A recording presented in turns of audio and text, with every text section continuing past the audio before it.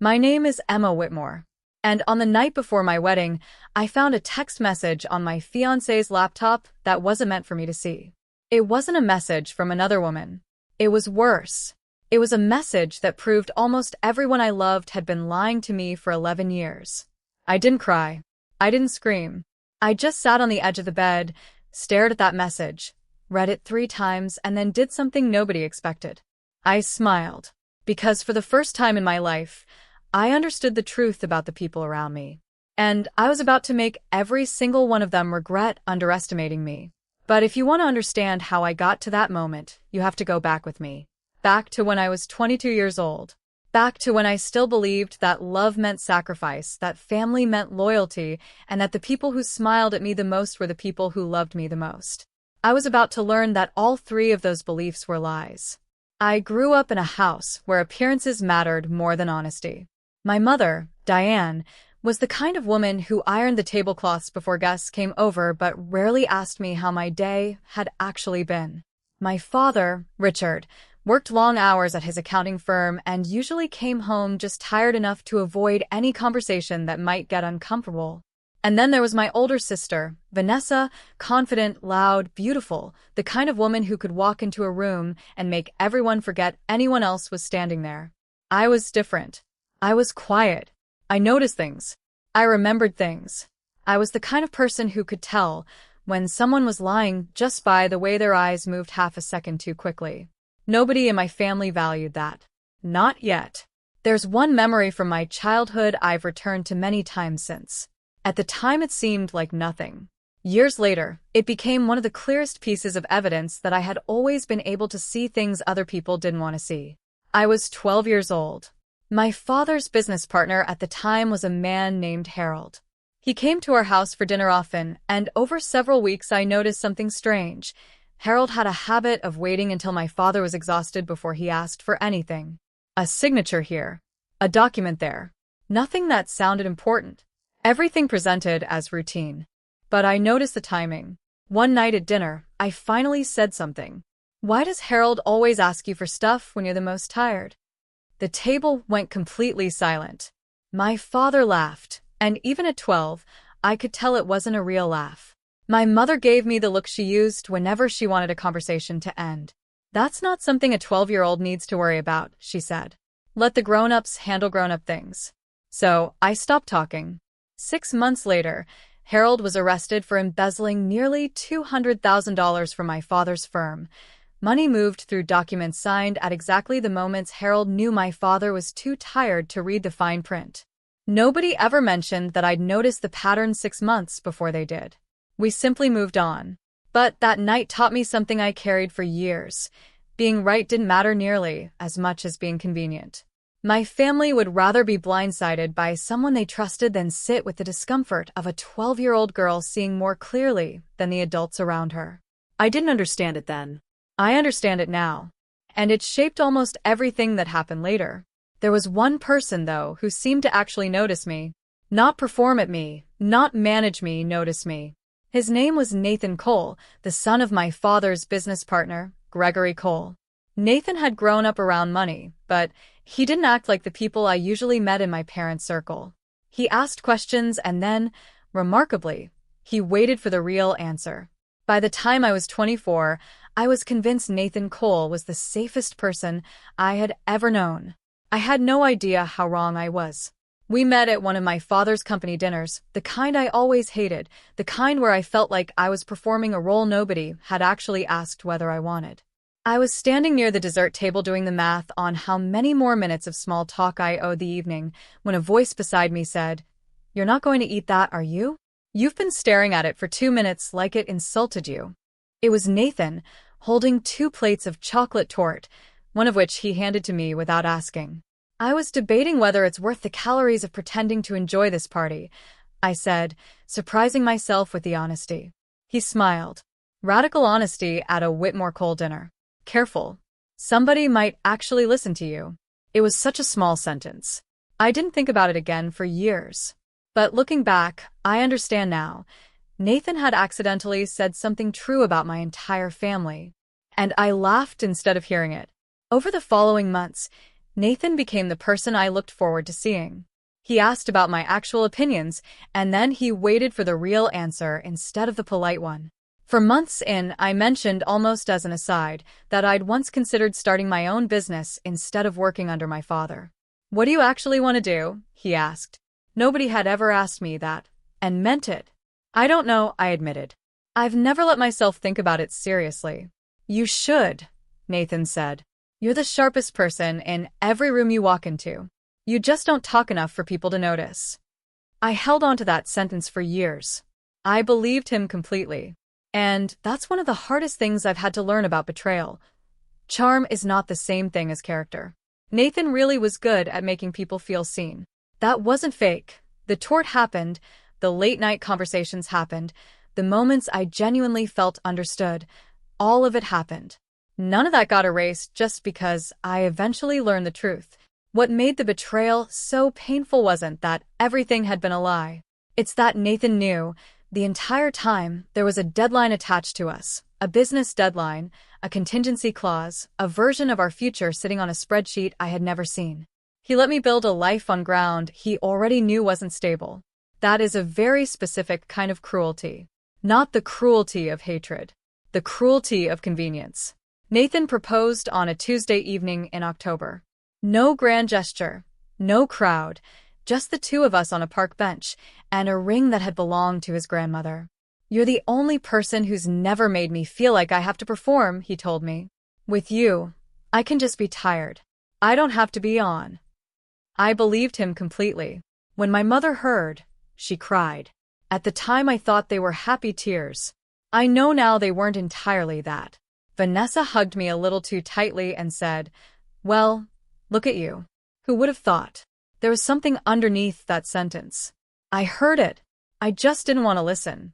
Here's something I understand much better now. The people who raised you aren't always the people who see you clearly. Sometimes the people closest to you have the strongest reasons to keep you exactly where you are. Small, quiet, easy to overlook. My family had spent 24 years training me to be agreeable. Not because they were cruel. Most families like mine aren't intentionally cruel. They simply reward what's convenient and quietly punish what isn't. Every time I spoke up as a child, my mother sighed and said, "Do we really have to make this difficult?" Every time I disagreed with Vanessa, my father said, "Just let your sister have this one." Eventually, I learned the lesson so well I didn't need anyone to enforce it anymore. I enforced it myself. I became an expert at swallowing my own instincts. And that almost destroyed me. Our engagement party was held at the Cole family estate, a sprawling property just outside the city, with a view of a lake that made my own upbringing feel small by comparison. Gregory Cole greeted me at the door, his handshake lasting just a fraction too long, like he was measuring me. "Emma," he said, kissing my cheek. "Welcome to the family. Officially this time." This time. I remembered those words. I didn't know why yet. That night I met Sophia Cole, Nathan's cousin, polished in a way that felt almost calculated, every laugh perfectly timed. At one point she raised her champagne glass and said, "You're exactly what Nathan needs. Someone quiet. Someone who won't ask too many questions." I laughed because I assumed she was joking. She wasn't. Looking back, that was probably the most honest thing anyone said to me all year. Sophia wasn't warning me. Not exactly. She was complimenting me according to her own definition of value. To her, quiet meant useful. Not asking questions meant safe. I just hadn't learned yet how to hear a compliment as a warning. Later, I wandered down a hallway lined with Cole family photographs, looking for the bathroom. Sophia followed me and stopped beside one of the pictures. "You know," she said, looking at the photo instead of me, "this family has a way of finding exactly the right person for exactly what it needs." Then she smiled, said, "Congratulations again, you'll figure it out," and walked away before I could ask what she meant. I should have followed her. I didn't.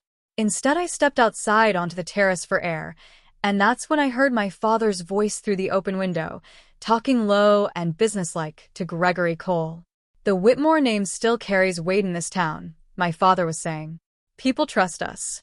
That trust is worth more than you think. And Emma understands her role in that?" Gregory asked. There was a pause. Then my father said, "Emma does what she's told. She always has." I froze. My champagne glass was still in my hand. Something inside my chest cracked, quietly, like ice beginning to break under weight it hasn't fully given way to yet. I told myself I'd misunderstood. I told myself it was just business talk. I told myself a lot of things that night. Almost none of them were true. Here's something I only understood much later. People rarely lie to you with words. They lie to you with silence. Nobody in my life had ever directly told me I was being used. Nobody needed to. All they had to do was let me keep believing what I'd always believed, that being agreeable was the same thing as being loved. There was one person who had been trying to tell me for years that I was disappearing. Her name was Priya Nair, my closest friend since college. She'd watched me shrink myself for a decade, and she'd said something about it more than once, usually to be brushed off. 2 weeks after the engagement party, over lunch, she said, "You've changed how you talk since you started dating Nathan. You used to finish your own sentences." "That's not true," I said, too quickly. Priya just looked at me. She didn't push. She knew that pushing only made me retreat further. But before we parted, she squeezed my hand and said, "Whatever happens, you can call me. Anytime. No performance required."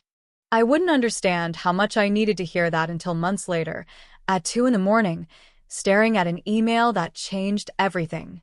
For a long time, I hated myself for missing what was happening. How could I have been sharp enough to catch Harold at 12 and still miss Nathan for 2 years? Eventually I understood. I wasn't foolish. I had been conditioned. Psychologists sometimes call it functional invisibility. It happens when a child learns that their needs, their opinions, their instincts are only tolerated when they don't inconvenience anyone else. It rarely comes from obvious cruelty. It comes from 1,000 small moments. Let it go. Don't make this difficult. Why can't you just be happy for your sister? Do we really need to discuss this? Over time, I became very good at reading a room. I could sense tension before it arrived. I could anticipate what people wanted before they asked. That skill helped me survive socially. But I never learned to turn that same radar on the people closest to me, because those were exactly the people I'd been trained never to question. There's a name for this too. The fawn response. Most people know fight, flight, and freeze. Fewer people know fawning, the instinct to appease, to smooth things over before conflict even arrives, even at the cost of your own needs. I had been doing it my entire life without ever realizing it was a choice. It just felt like personality. I'm just easygoing, I used to tell myself, never understanding that underneath the easygoing surface was a nervous system that had learned, very early, that disagreement was dangerous. It wasn't stupidity. It wasn't weakness. I was intelligent. I was observant. Intelligence just doesn't erase conditioning. Sometimes it only makes you better at rationalizing it. The good news is that it can be unlearned. Slowly, painfully, but it can be unlearned. I know because I did it. 3 months before the wedding, I started noticing things. Nathan began coming home later. Nothing dramatic. 15 minutes here, 30 there. Nothing worth accusing anyone over. But I noticed patterns. His phone used to sit face up on the counter. Now it stayed face down. When Sophia texted him, he angled the screen away. Just slightly. Just enough. I noticed. And I said nothing. People like me become experts at explaining away our own instincts. He's stressed about the wedding. Sophia's just being friendly. I'm overthinking this.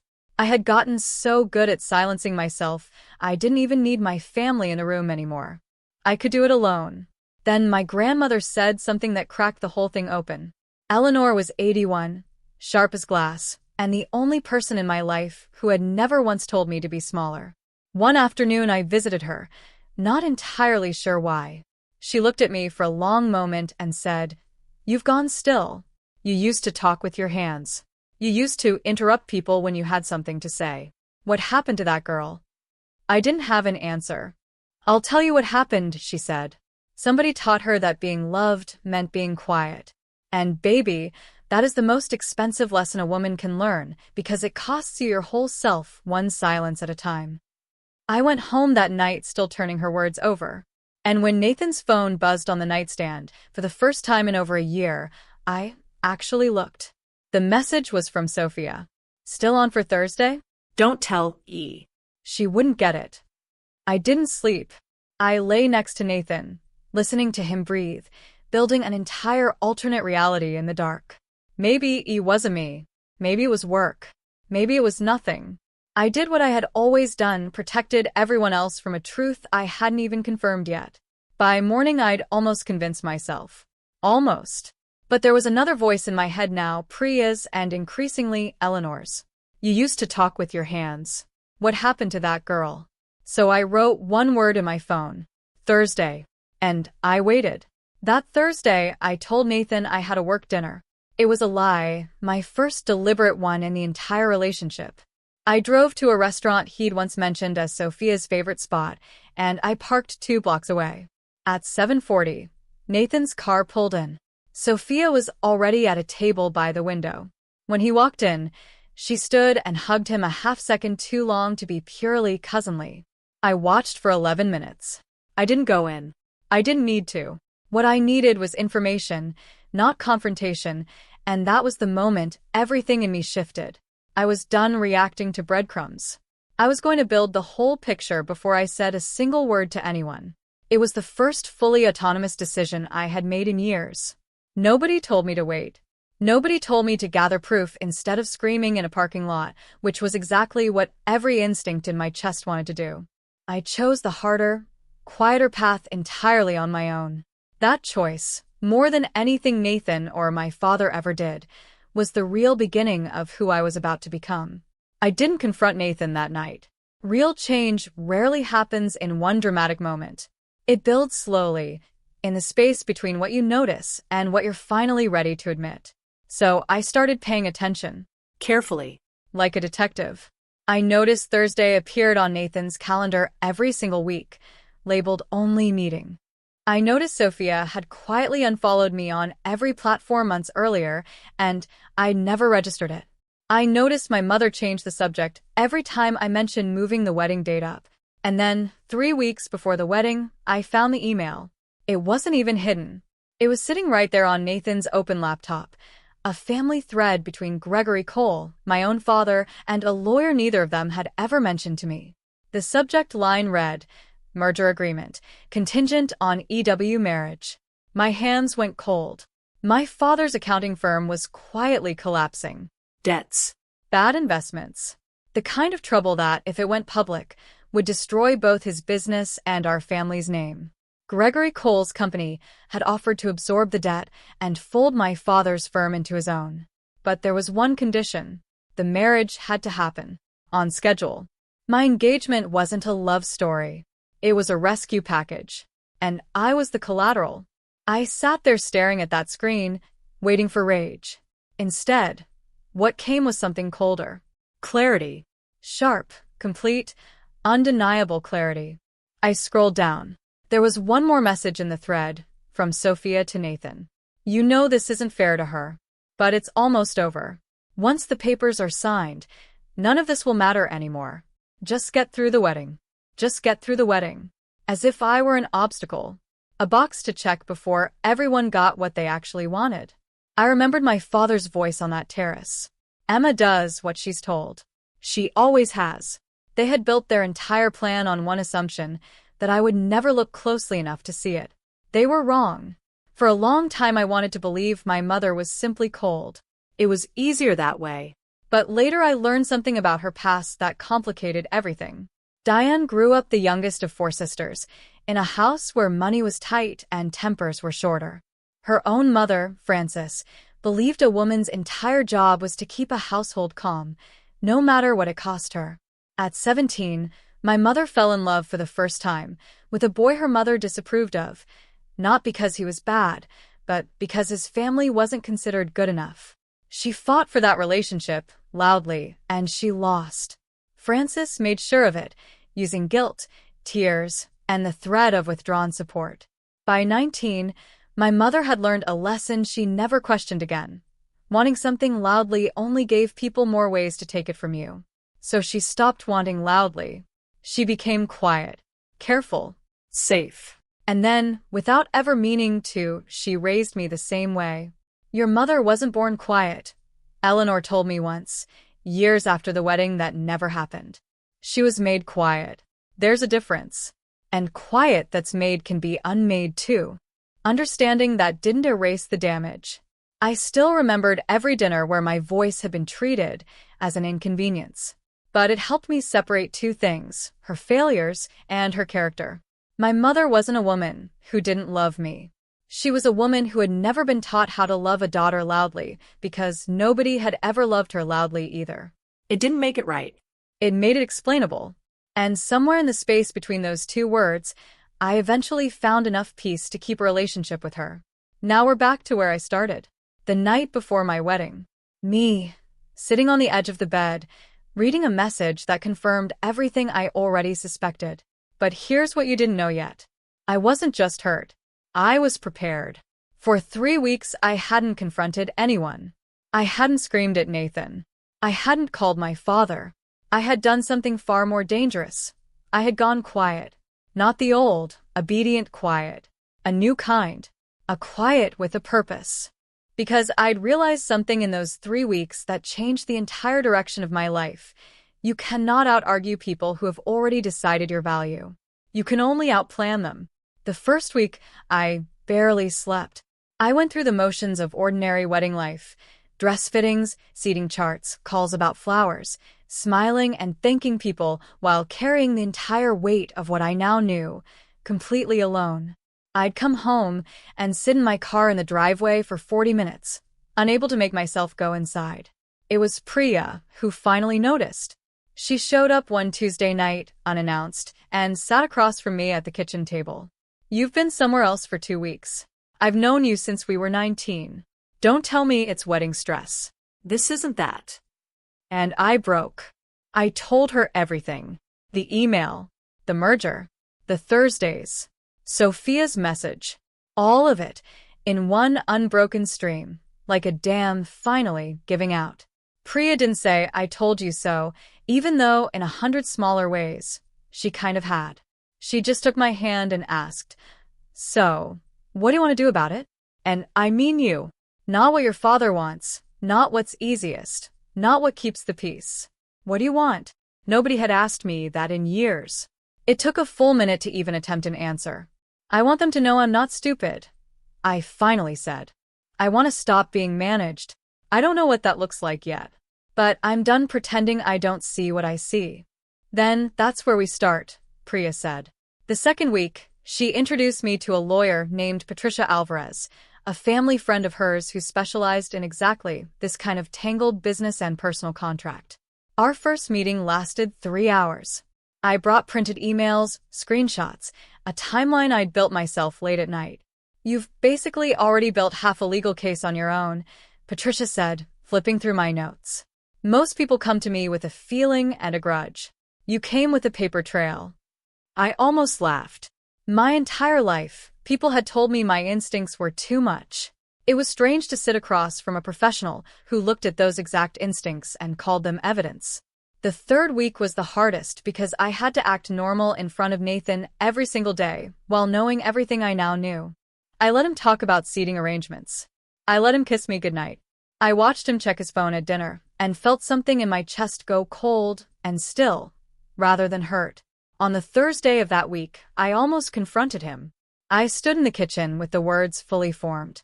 And then I thought about my father's voice. Emma does what she's told. She always has, and I understood exactly what would happen if I confronted Nathan privately, without leverage, without a plan. He would apologize. He would explain.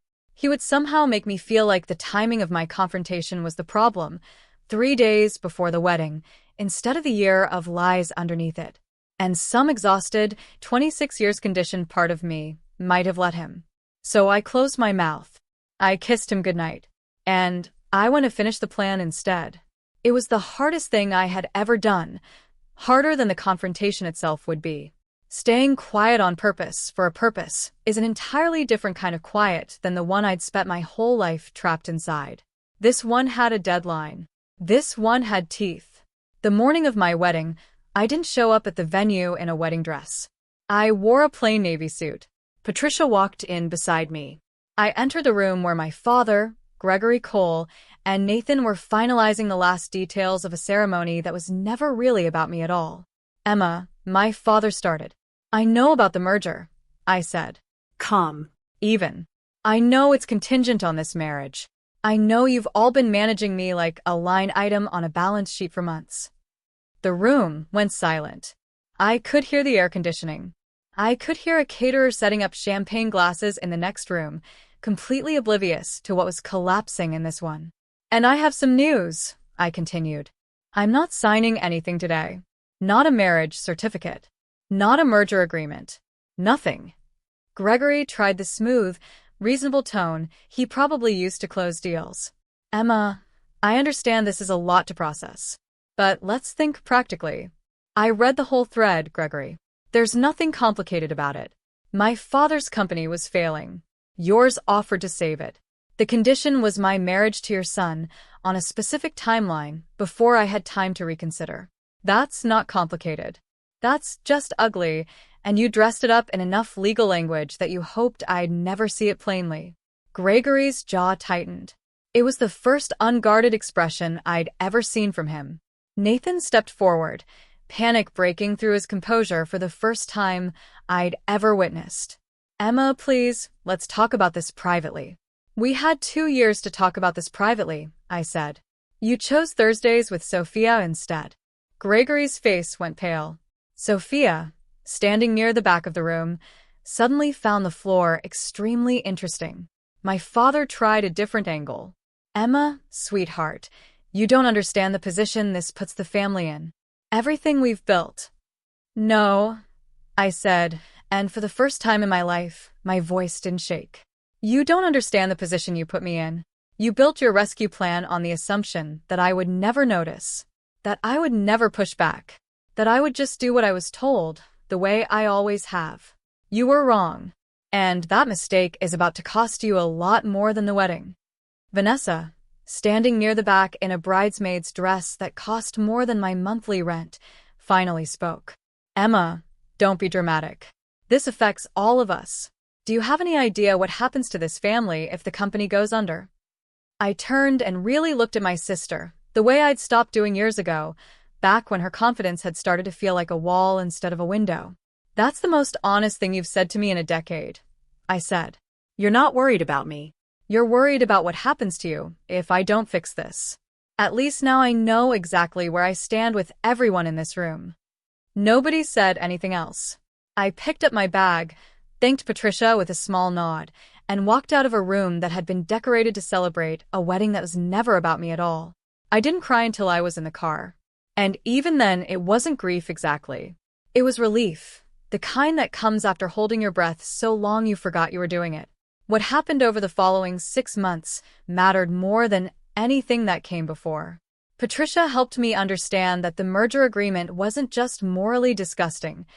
Parts of it were legally exploitable. Gregory's company had drafted contingency clauses that, under real scrutiny, exposed both companies to liability neither side wanted public. I didn't want revenge. I wanted the truth visible, to everyone, especially to myself, so I would never again mistake being useful for being loved. The negotiations weren't dramatic. No courtroom, no thunderous speech. Just weeks of meetings in Patricia's small office, building a timeline so airtight that neither Gregory nor my father could pretend, even to themselves, that this had ever been about anything but leverage. What I secured wasn't punishment. It was protection, a restructured agreement separating my father's survival from any obligation of mine, reviewed by an independent party instead of 2 men who'd spent months treating my future like a bargaining chip. It cost my father more than the original arrangement would have. I braced myself for him to resent me for it. He never did. 3 weeks after the wedding that didn't happen, I asked him directly, "Did you ever love me? Or did you just need me agreeable enough to save the company?" For once, he didn't have a smooth answer. "I told myself it wasn't like that," he finally said. "I told myself you'd have been happy with Nathan anyway. I think I needed to believe that more than you did." It wasn't a full apology, but it was the truest thing my father had ever said to me. A few weeks later, he showed up at my apartment carrying a box of old photographs. "I found these going through your grandmother's things," he said. Inside were pictures of me as a little girl, 6, maybe 7, standing on a kitchen chair, arms outstretched, clearly mid-sentence. Loud. Interrupting everyone at the table. "You used to talk more than your sister," he said quietly. "Did you know that? Before you were maybe 8. I stared at the photographs. I didn't remember being that girl at all. "What happened?" I asked. He was quiet for a long time. "I think we made it easier to raise Vanessa's version of confidence than yours," he finally said. "Hers was loud, and it filled a room in a way that made us look good at parties. Yours asked questions we didn't always want to answer. It was easier to reward the version of you that made things simple." It wasn't a full apology, but it was the most honest thing he'd said to me in my entire adult life, and strangely, that honesty repaired something an apology never could have. My mother took longer. Nearly a year later, over coffee neither of us really drank. All she said was, "I didn't know how to teach you to want more than what I had. I didn't think I was allowed to want more either." Not an apology, but the truest thing she'd ever said to me. About a year after that, I found out, by accident, stopping by on the wrong afternoon, that she'd started taking a weekly painting class, alone, without telling anyone why. She looked almost embarrassed, like I'd caught her doing something indulgent. "I never let myself have hobbies," she admitted. "I always thought there wasn't room for that once you had a family to manage."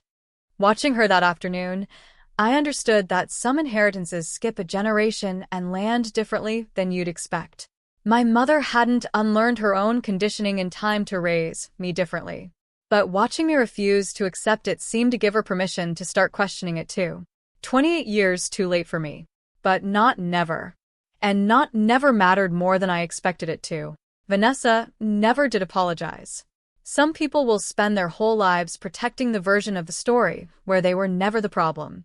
I stopped waiting for that apology, and that in itself was its own kind of freedom. There's a postscript to her story, though worth telling.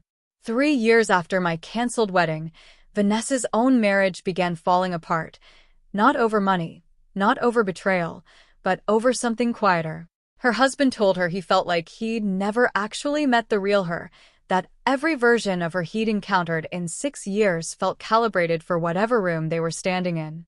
She called me during that period for the first time in over a year. "How do you do it?" she asked, her voice smaller than I'd ever heard it. "How do you just say what you actually think?" I don't even know what I think anymore. I've performed for so long I lost the original. I didn't have a tidy answer. I just told her, "You start by getting quiet enough to hear yourself. It's terrifying at first. It gets easier." It wasn't a full reconciliation. She never gave me the apology I once wanted. But for the first time, she admitted she didn't like the person she'd spent 30 years becoming. That admission was its own kind of beginning, even if it came years too late to undo what had already happened between us. Nathan reached out twice in the months that followed. The first message was an apology. The second was an excuse dressed up as one, blaming his father's pressure, the expectations, the timeline that was never really his choice. I read both messages carefully.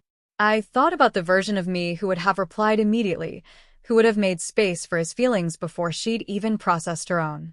I didn't answer either one. Not because I was bitter. Because I finally understood something that took me 26 years to learn. You do not owe your understanding to people who spent years counting on you never demanding it. Nobody tells you how frightening freedom actually feels. Walking away from a life built around other people's convenience doesn't feel peaceful right away. It feels empty first. For months, I didn't know what to do with a life that wasn't organized around what other people needed. So I started small. A pottery class on Tuesday nights, for no reason except that I liked the idea. Nobody there knew my story. Nobody needed anything from me. I reconnected with Eleanor, spending weekends at her small house full of old photographs, finally asking the questions I'd never had the courage to ask before. There were nights, though, in my new one-bedroom apartment, that I felt a hollowness no amount of clarity about Nathan could soften. I missed him sometimes. Not the real him, not the man who knew about the merger, but the version I'd believed in for 2 years.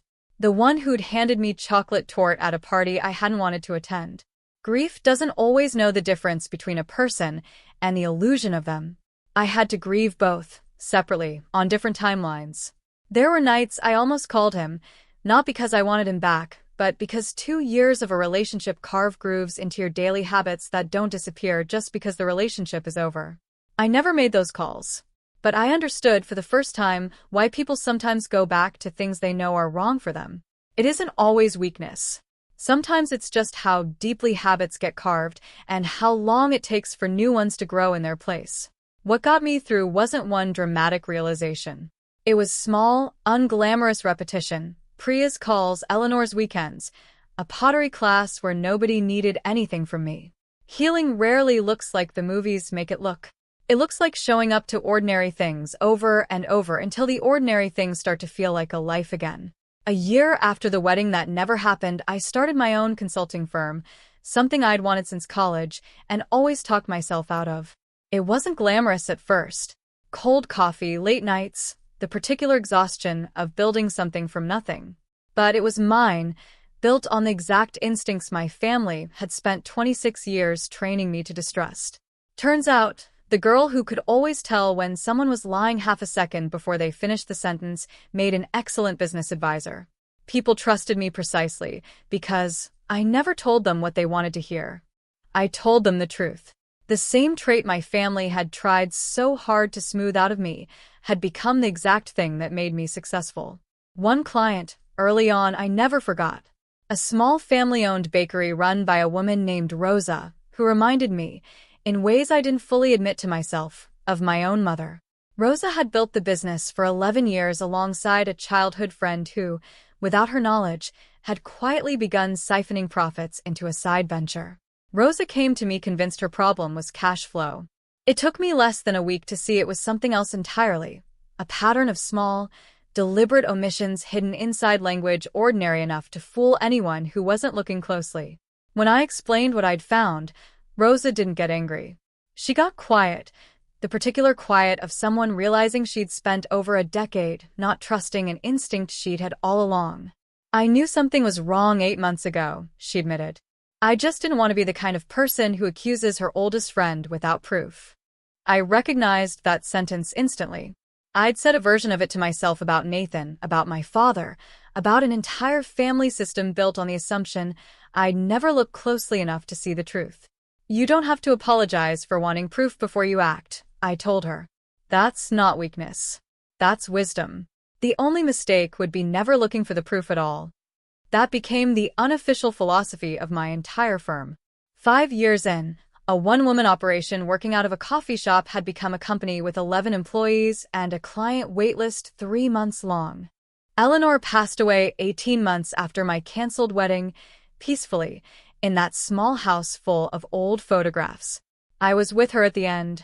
In one of our last real conversations, she took my hand and said, I watched 3 generations of women in this family learn to disappear. My mother taught it to me. I taught pieces of it to your mother, God forgive me, before I knew better. Your mother taught it to you. You're the first one who ever put it down. I didn't do it alone, I said, thinking of Priya, of Patricia, of Eleanor herself. No, she agreed, smiling. Nobody ever does. But you're the one who has to decide to pick up the phone. You're the one who has to decide to look at the emails instead of looking away. Don't ever let anyone tell you that took less courage just because you didn't do it alone. If there's one thing my story is really about, it isn't betrayal. Betrayal was just the surface. It's about learning to tell the difference between people who love you and people who simply find you convenient. People who love you make room for your voice, even when it's inconvenient for them. People who find you convenient reward your silence and quietly punish your questions. People who love you can tolerate being disagreed with. People who find you convenient call your compliance easygoing and your boundaries difficult. And here's the part that's hardest to hear. Sometimes the people who taught you to distrust your own instincts were never trying to hurt you. They were often just repeating the exact lesson someone taught them. My mother didn't teach me to disappear because she was cruel. She taught me because that's what she'd been taught herself, in a different kitchen, a different decade, the same silence passed down like an inheritance nobody asked for. Breaking that pattern doesn't require hating the people who handed it to you. It just requires refusing to hand it to anyone else. Looking back, I can name the signs now, small on their own, unmistakable stacked together. The language of convenience. People who see you as an obligation describe your needs as dramatic or difficult, while their own needs are simply reasonable. The disappearing details. A phone turning face down, a calendar entry that says only meeting. The silence of people who should have said something, a mother who changes the subject every time a date comes up. And the one I found hardest to forgive myself for, my own explaining. Every time I caught myself constructing an innocent reason for something that didn't need one, that was the moment worth paying attention to. None of these signs alone prove betrayal.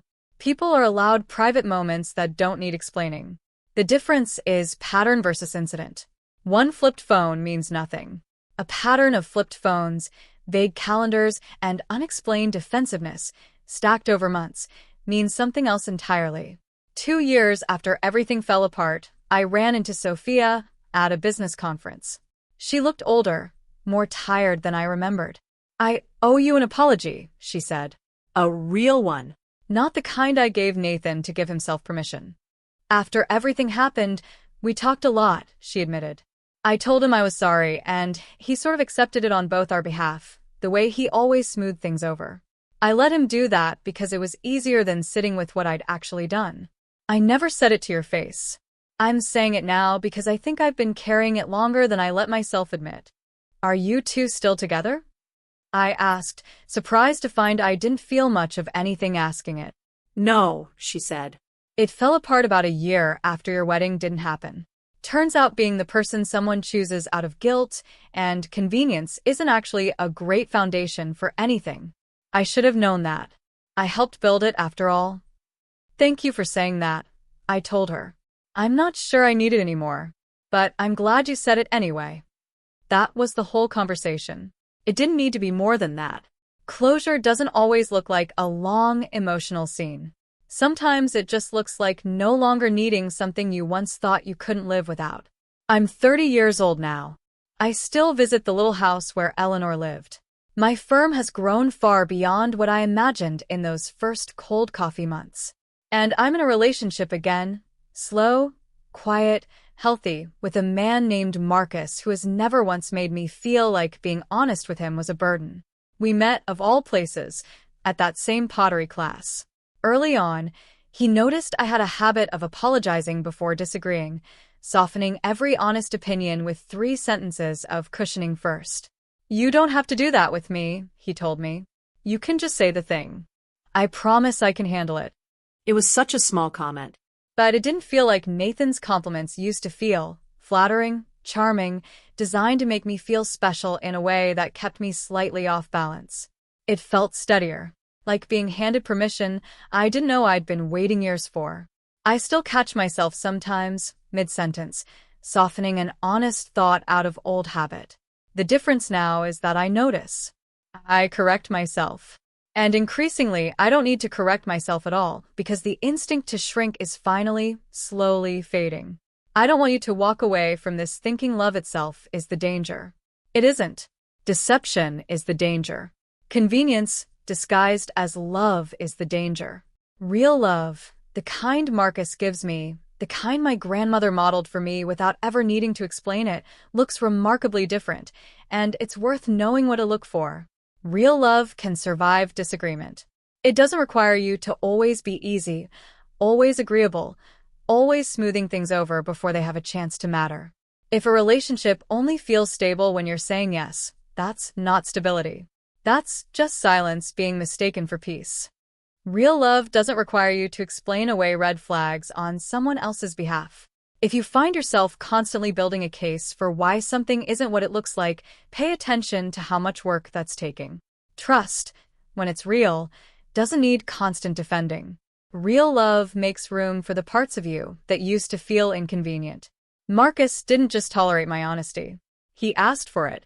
And that is the opposite of everything I experienced growing up. It is ultimately the entire difference between being loved and being managed. And real love doesn't come with a deadline attached that you didn't know about. Nobody who genuinely loves you is quietly counting down to a date that benefits them more than it benefits you.